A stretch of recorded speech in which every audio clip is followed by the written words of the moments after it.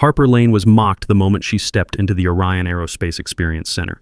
Called a gift shop tourist, sneered at by defense heirs, laughed off as a working-class dreamer who dared to touch their simulators. They set her up to fail in the hardest EVA module, betting she'd crash in zero gravity. Nobody knew. The quiet woman in worn sneakers was a former NASA EVA operations officer and Orion's secret technical lead, until she outsmarted their system in 28. 4 seconds silenced the hall and buried their arrogance in Houston's high-tech dust. The Orion Aerospace Experience Center in Houston, Texas, gleamed like a futuristic cathedral. Its sleek glass domes and titanium-clad halls, a private playground for VIP sponsors, defense industry heirs and rich kids chasing astronaut fantasies with the casual arrogance of those who buy their way into orbit.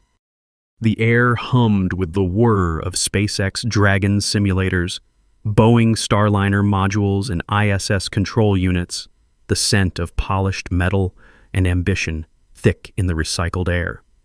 Harper Lane, a solitary figure in a plain white t-shirt, faded jeans, and worn sneakers with frayed soles, stepped into this high-tech fortress, her canvas backpack hanging tiredly on one shoulder, her lack of entourage a silent rebellion against the center's exclusivity. The facility, with its holographic displays, zero-gravity chambers, and banks of glowing consoles, was a shrine for the privileged, where spaceflight simulation was less about skill than status. At the check-in desk, a security officer in a crisp uniform blocked her path, his voice a venomous snap that cut through the hum of machinery. Experience sessions are for VIPs or senior engineers only. The gift shop's in the back, probably more your range, he sneered, his badge glinting as he waved her toward a side corridor. Harper's gaze, calm and unyielding, met his without a word, her silence, a wall that only fueled his arrogance. She stepped forward, her sneakers scuffing the polished floor, the audience's blood boiling at the vicious public dismissal that marked her as an intruder in their elite domain. The simulator bays loomed ahead, their glowing screens, a gateway to a world that mocked her presence. The live-stream cameras set up for the center's promotional feed, zooming in on her faded jeans, framing them as evidence of her unworthiness. The crowd, a mix of defense contractor scions, corporate thrill-seekers, and tech prodigies, sized her up with sneers, their whispers a mocking rhythm that echoed across the sterile halls. Harper's stride, deliberate and unyielding, carried her toward the bays, but her lack of sponsor logos or pedigree made her invisible to the elite who ruled Orion. Harper stood by the center's mission briefing room, her eyes scanning a holographic display of ISS schematics, when a group of aerospace venture capitalists, their tailored suits and platinum smartwatches exuding predatory wealth, swarmed her, their laughter a venomous shroud that drowned out the hum of projectors. A sleek-haired capitalist with a gold-plated pen stepped forward, his voice a sneering bellow that echoed across the sterile room. "Look at this, some dock worker thinking she can decode our schematics," he mocked, brandishing his investor tablet like a royal scepter. That t-shirt's so plain it's screaming, "Laborer," and those sneakers. They're an insult to Orion's ambition. This is a hub for titans where we fund the future, not where you come to gape with your ratty backpack. You're fouling our vision just by standing here looking like you've stumbled in from a loading bay. Why don't you limp back to whatever slum you call home before you waste our tech with your clueless stare? The capitalists roared, some tossing digital keycards at her feet, their taunts a relentless barrage that reverberated through the briefing room. A biotech mogul in a silk tie smirked his nod, fueling their cruelty, as the live-stream cameras zoomed in on Harper's faded jeans, framing them as proof of her inadequacy. Harper studied the schematics, her posture unyielding, her face an unreadable mask, her silence a shield against their venom, but the weight of their scorn pressed like a physical force, the audience's rage surging at the orchestrated public shaming that targeted her intellectual curiosity and socioeconomic status. The humiliation began at the check-in desk, where Harper stood under the harsh glow of LED panels, the security officer's disdain a palpable force that sought to banish her from their sacred facility. A defense contractor's golden boy, his tailored flight jacket adorned with corporate patches, clapped her shoulder with a condescension that dripped like oil, his voice carrying over the crowd's murmurs. "What are we expecting here?" "Careful, sweetie. You might get motion sickness just sitting in a simulator," he sneered, his smirk. A blade that cut through the hum of consoles, his gesture toward the simulator bays, a dismissal as sharp as a guillotine. The VIPs nearby erupted in laughter, their smartphones flashing as they recorded their jeers, a storm that humiliated Harper in front of the arriving elite hashtags, #GiftShopTourist trending within minutes. The golden boy pressed on his eyes, raking over her frayed sneakers. Look at her straight out of a factory line. Thought Orion was for astronauts, not assembly line dreamers. The crowd's laughter swelled a tech heiress in a silk scarf, tossing a visitor's wristband at Harper's feet, amplifying the moment to the live stream. Harper stood motionless, her backpack slung low, her face an unreadable mask, her silence a coiled spring that only fueled their arrogance, the audience's rage boiling over at the vicious public execution of her dignity that marked her as an outcast in their futuristic shrine. Approaching the center's telemetry console area, Harper paused to observe the data streams flickering across the screens, only to be ambushed by a clique of space tourism influencers, their neon flight jackets and diamond-encrusted earpieces radiating social media clout, their laughter a barbed wire net that stifled the console's ambient buzz. A wiry influencer with a holographic badge swaggered forward, his voice a mocking lilt that carried over the hum of servers. "What's this, a temp worker thinking she can read our telemetry?" he sneered, waving his live-streaming drone like a conductor's baton. "Those jeans are so worn they're screaming, 'Nobody!' And that backpack. It's an insult to Orion's glamour. This is a stage for stars where we broadcast the cosmos, not where you come to loiter with your sad little sneakers. You're ruining our brand just by standing here looking like you've wandered in from a bus depot. Why don't you bolt back to your dead-end job before you tank our feed with your drab look?" The influencers cackled, some flicking virtual tokens at her feet, their taunts a relentless barrage that echoed through the telemetry area. A crypto heiress in a metallic jumpsuit smirked her nod, fueling their cruelty, as the cameras panned to Harper's plain t-shirt, framing it as evidence of her failure. Harper analyzed the data streams, her posture rigid, her face impassive, her silence a fortress against their venom, the audience's fury erupting at the coordinated public assault that targeted her technical engagement and worth. As Harper approached the simulator bay where SpaceX Dragon modules gleamed under holographic displays, her quiet presence drew a venomous onslaught from Candace Miller, daughter of Orion's vice president, her tailored jumpsuit and diamond-studded smartwatch, a stark contrast to Harper's plain t-shirt. Candace tilted her chin, her voice a sneering lilt that silenced the bay's ambient hum. "It's adorable how the working class dreams of becoming astronauts," she scoffed, strutting forward with her entourage, her words cutting through the crowd's murmurs like a laser. "That backpack's so ratty it's screaming, 'Janitor!' And those sneakers. They're an insult to Orion's prestige. This is a center for pioneers, where we conquer the stars, not where you come to play pretend with your thrift store rags. Honestly, it's almost pathetic you thought you could stand among us. Why don't you scuttle back to whatever warehouse you call home before you embarrass yourself further?" The tech prodigies cackled their cheers, a storm that humiliated Harper in front of the engineers, some tossing used access cards at her feet, their hashtags, #wannabe, astronauts surging. Candace's smirk was a guillotine, her voice a whip that lashed at Harper's ambition, the cameras capturing her faded jeans, framing them as proof of her inadequacy. Harper stood by the bay, her hands steady, her face impassive, her silence louder than their jeers, the audience's fury erupting at the brazen public assault that aimed to crush her spirit. Venturing toward the center's virtual reality training lab, Harper stopped to inspect a VR headset calibration panel, only to be confronted by a group of defense tech consultants, their crisp blazers and encrypted smart glasses exuding military precision, their laughter a venomous storm that drowned out the lab's digital hum. A stern consultant with a silver cufflink stepped forward, his voice a sneering roar that reverberated across the lab's consoles. "Behold a nobody thinking she can fiddle with our VR tech," he mocked, clutching his security tablet like a general's orders. "That t-shirt's so faded it's screaming vagrant. And those sneakers, they're an insult to Orion's precision. This is a lab for strategists where we conquer orbits, not where you come to meddle with your sad little backpack. You're contaminating our systems just by standing here looking like you've stumbled in from a junkyard. Why don't you crawl back to whatever hole you call home before you break our gear with your ignorant hands?" The consultants roared some tossing spare VR sensors at her feet, their taunts a relentless barrage that echoed through the lab. A drone magnate in a tailored vest smirked his nod, fueling their cruelty, as the cameras zoomed in on Harper's frayed soles, framing them as proof of her inadequacy. Harper examined the panel, her posture unyielding, her face, a mask of stone, her silence, a defiance that went unnoticed. The audience's fury erupting at the coordinated public assault that targeted her technical curiosity and worth. In the observation deck where VIP sponsors preened for the cameras, Harper's presence drew a vicious barrage from a group of aerospace startup founders, their bespoke suits and gold cufflinks exuding entrepreneurial arrogance. A lean founder with a platinum smartwatch stepped forward, his voice a sneering bellow that carried over the crowd's murmurs.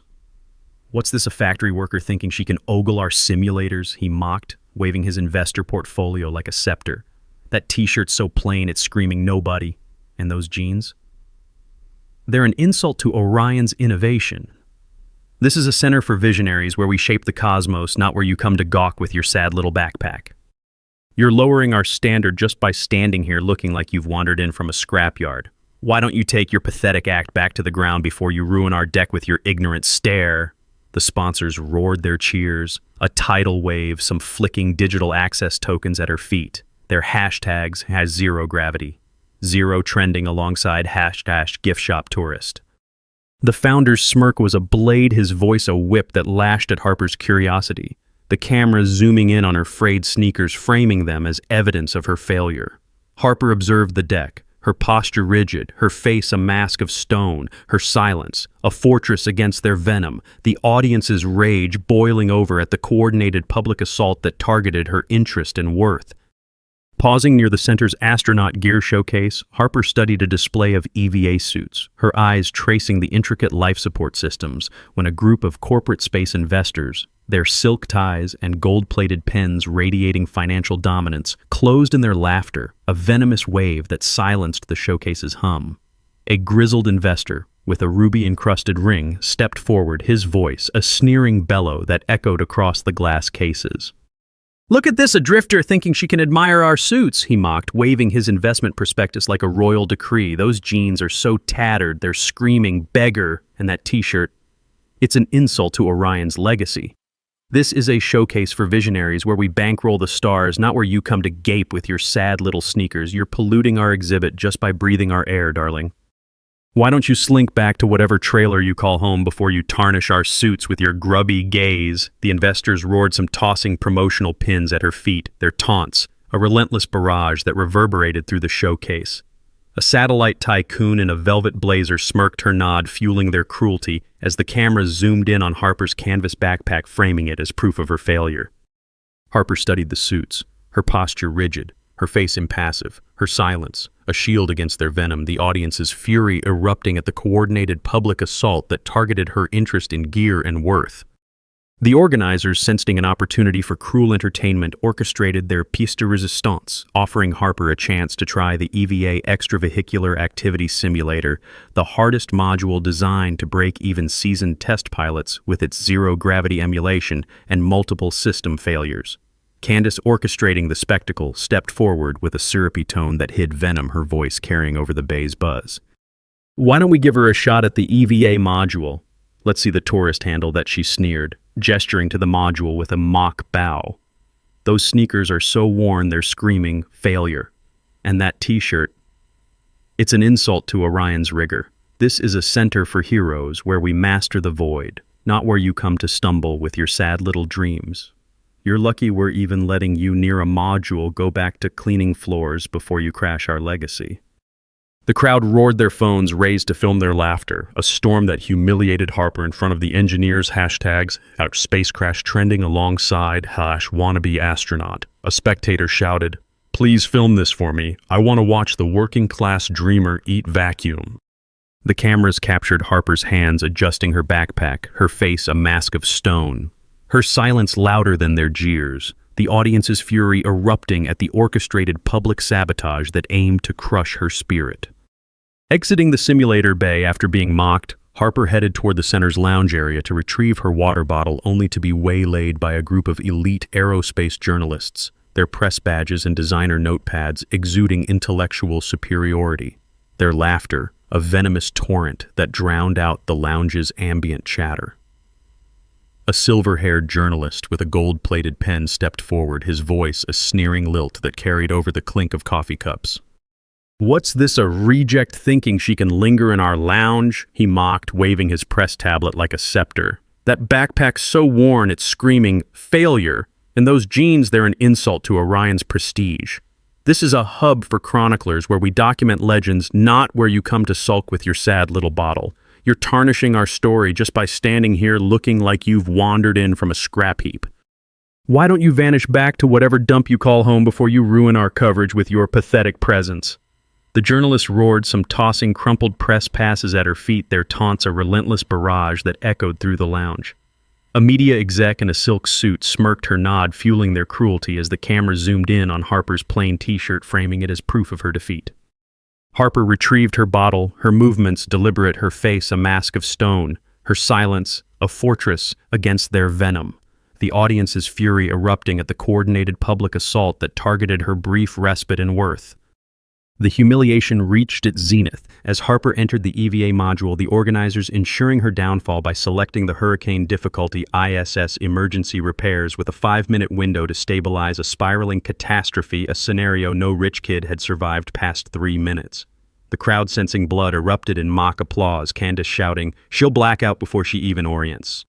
As Harper strapped into the zero-gravity harness, the module's screens flashing warnings of imminent failure. The simulator kicked into gear, its systems programmed to overwhelm with cascading errors, oxygen leaks, thruster malfunctions, and a tumbling station. The observation deck roared with laughter, a sponsor yelling, "She's gonna puke" in 0G as Harper navigated the chaos, the harness jerking under simulated turbulence.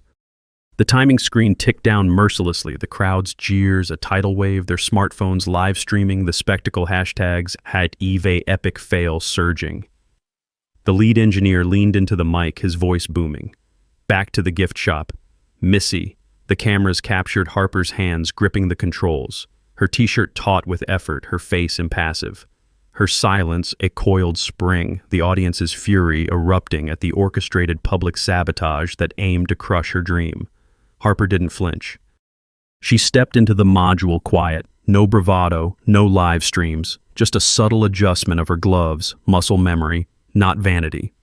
The timer started and the hurricane scenario unleashed its fury. ISS emergency repairs, a 5-minute window to stabilize a catastrophe. Harper's hands danced across the controls, her movements fluid, her eyes locked on the screens with a focus that silenced the crowd's jeers. In 4 seconds, she completed the mission, so precise, so swift. The simulator's system glitched falsely, reading her success as a system error. A NASA engineer stared at the screen, slack-jawed, his voice trembling. "Impossible. That's ISS Emergency Protocol version 6. It hasn't even been made public yet."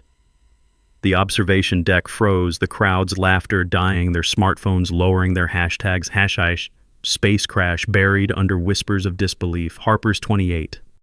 4-second triumph in the EVA module left the Orion Center's hall in stunned silence. Her plain t-shirt, now a radiant emblem of her mastery. The simulator bay transformed into a sacred arena where her legend was forged. A veteran astronaut whose ISS missions had inspired generations stepped forward from the VIP stands. His presence a thunderclap that silenced the crowd's gasps, his voice a resonant proclamation that shattered the remnants of Candace's scorn. "Harper Lane, your flawless execution of Protocol 6 is a testament to unmatched skill, a beacon for every astronaut," he declared, his eyes fixed on her frayed sneakers, now symbols of her dominion. "The Astronaut Hall of Fame will induct you as an honorary member for your contributions to spaceflight."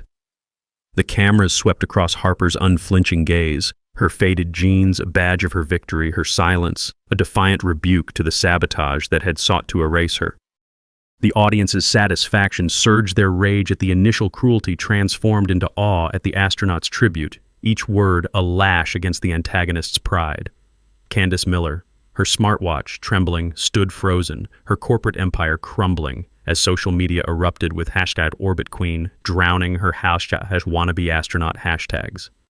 The press, their pens a blur, framed Harper as the silent commander, her intellect a supernova that outshone their betrayal, the air thick with the weight of her triumph and their disgrace. The golden boy who'd mocked her stood trembling, his flight jacket a relic of his failure, his influence erased by Harper's brilliance.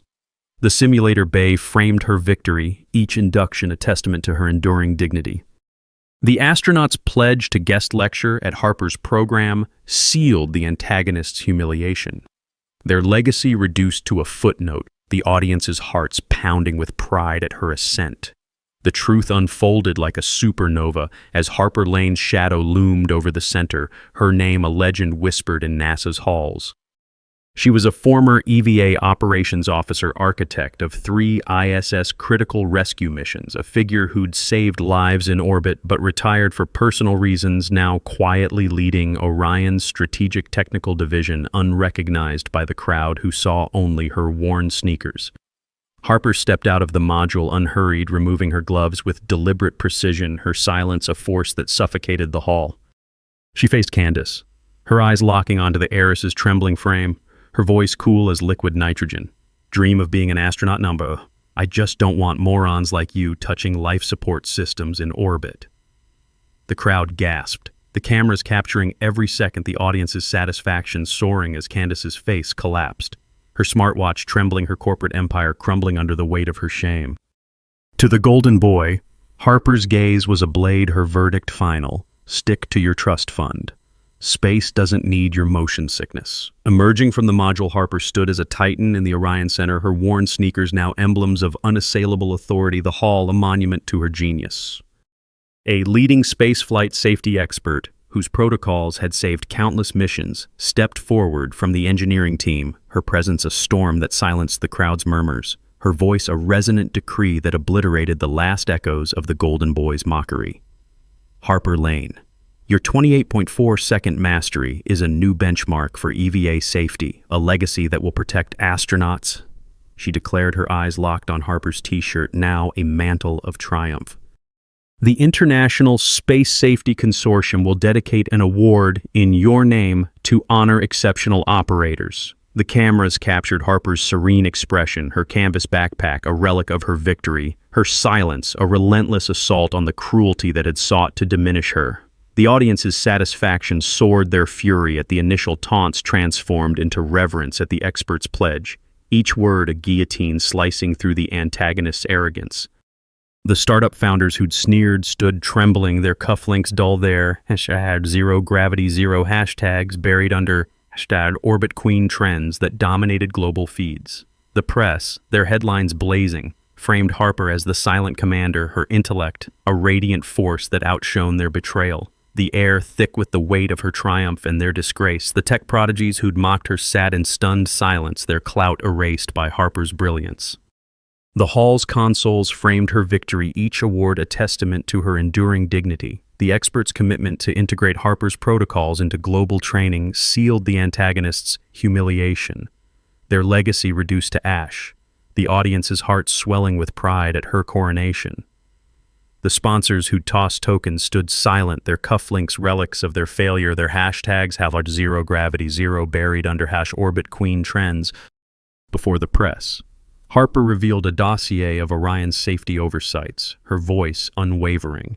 This center will train astronauts, not egos. Orion's board, stunned by her performance, invited her to the stage, announcing Harper Lane is hereby appointed head of the astronaut simulation program. Every individual wishing to operate our systems will require her approval. Standing resolute on the stage, Harper's presence commanded the Orion Center, her faded jeans a testament to her unyielding resolve, the simulator bay, a shrine to her supremacy. A distinguished aerospace historian whose works had chronicled humanity's reach for the stars, emerged from the press corps, his presence a thunderclap that silenced the hall, his voice a resonant decree that shattered the last vestiges of the founder's scorn. Harper Lane, your EVA triumph is a chapter in spaceflight's saga, a testament to the unsung who conquer the void, he declared, his eyes fixed on her backpack, now a sacred relic of her victory. The Space History Institute will dedicate a permanent exhibit to your ISS missions. The cameras swept across Harper's unflinching gaze, her sneakers now emblems of her triumph, her silence a defiant rebuke to the sabotage that had sought to break her. The audience's satisfaction surged, their rage at the initial cruelty transformed into awe at the historian's pledge, each word a lash against the antagonist's pride. The venture capitalists who'd mocked her stood trembling, their smartwatches irrelevant, their #gift shop tourist hashtags buried under #Orbit Queen trends that dominated global feeds.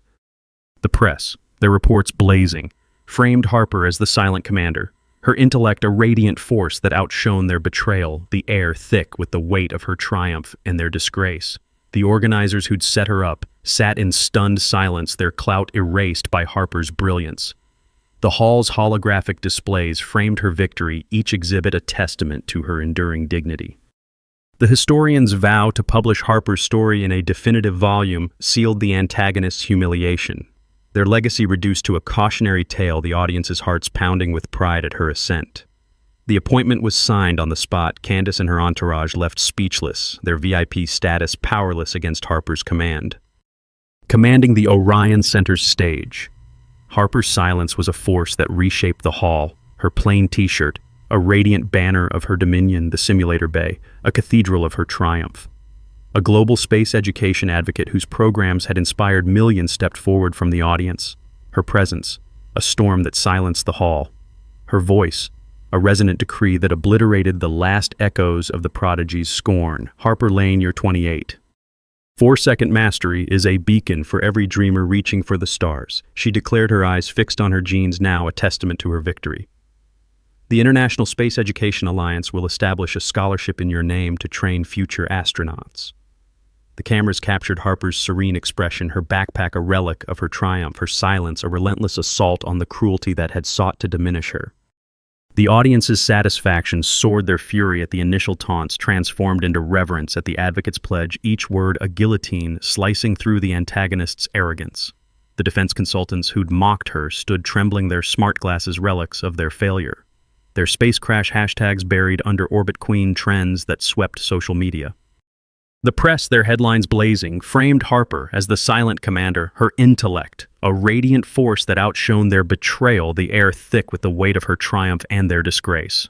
The investors who'd tossed pins sat in stunned silence, their clout erased by Harper's brilliance. The hall's consoles framed her victory, each scholarship a testament to her enduring dignity. The advocate's commitment to fund Harper's training hub sealed the antagonist's humiliation, their legacy reduced to ash, the audience's hearts swelling with pride at her coronation. The media erupted their footage of Harper's 28.4-second triumph going viral within hours, the audience's hearts pounding with pride at her surgical vengeance. The fallout was cataclysmic, Orion's culture of elitism shattered under Harper's iron will. She didn't merely reclaim the module, she transformed the center into a merit-based training hub for aspiring astronauts, prioritizing skill over wealth, accessible to those with grit, not bank accounts. The rich kids who'd mocked her were blacklisted, their access to simulators revoked, their social media accounts drowned in condemnation, their #EVAEpic fail hashtags replaced by #OrbitQueen. Candace's humiliation became a national scandal. Her family's influence, a fading echo, her jumpsuit, a relic of her disgrace. The organizers' careers were obliterated, their names erased from aerospace circles, their patches forgotten artifacts. The press uncovered Harper's past, a prodigy who'd mastered EVA protocols under NASA's harshest conditions. Her brilliance honed through years of sacrifice after personal loss, her anonymity, a choice to honor the mission over fame. They called her the silent commander, her t-shirt and jeans now symbols of untouchable authority. Other centers sent her invitations begging for partnerships, but she declined, her silence as powerful as her module's controls.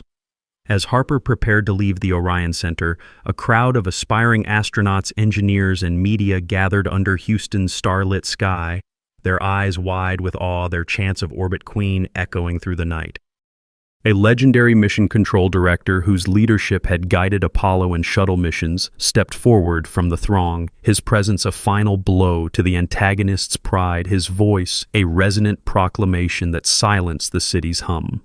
Harper Lane, your EVA mastery is a triumph of human ingenuity, a legacy that will guide astronauts for generations, he declared, his eyes fixed on her t-shirt, now a symbol of her triumph. The Mission Control Legacy Foundation will name its highest honor after you, celebrating excellence in space operations. The cameras followed Harper's serene silhouette, her genes a relic of her victory, her silence a legend that would outlive the center. The audience's satisfaction surged, their rage at the initial cruelty transformed into reverence at the director's pledge, each word a lash against the antagonist's pride. The aerospace journalists who'd tossed passes stood trembling.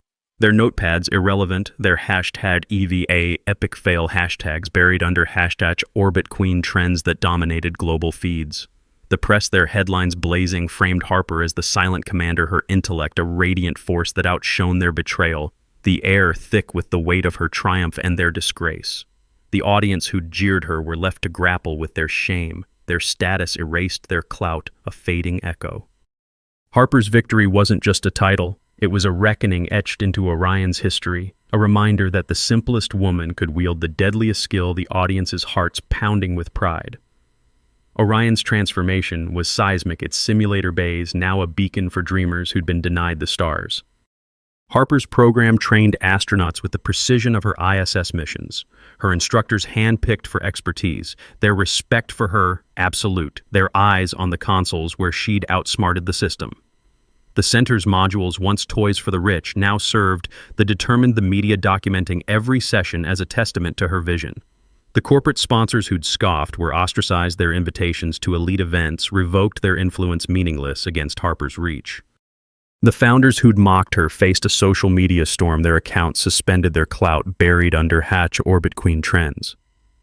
Harper's closing statement, delivered to a global audience, echoed like a thruster's roar. I didn't come here for applause. I came to remind you whose systems keep you alive in orbit. The press framed her as a legend. Her 28.4-second triumph, a symbol of justice, her program a revolution that redefined spaceflight training. The audience's satisfaction soared, their rage at the initial cruelty transformed into reverence for her triumph, each word a testament to her enduring dignity. The Houston skyline, once a backdrop for privilege, now framed her empire, where Harper's victory stood as an unassailable truth. Harper didn't reclaim that module for applause. She did it because silence speaks louder than arrogance. Like, share, comment, subscribe. And remember, next time you belittle a quiet woman in worn-out sneakers, she might be the one who keeps you breathing in orbit.